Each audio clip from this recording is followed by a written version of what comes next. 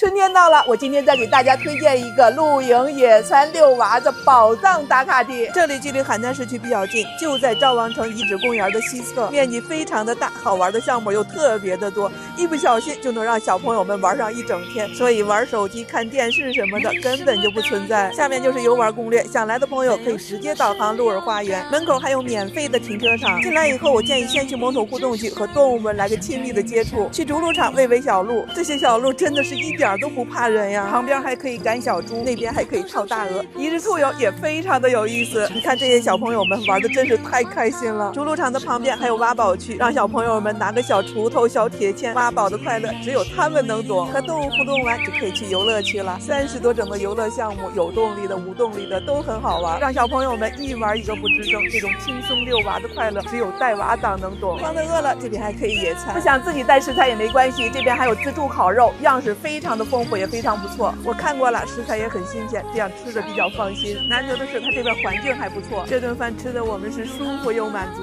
这个春天，如果你想找一个既能让孩子撒欢又能露营野餐，重点环境还不错的地方，那就带娃来一趟鹿儿花园，解锁一场满分的亲子时光吧。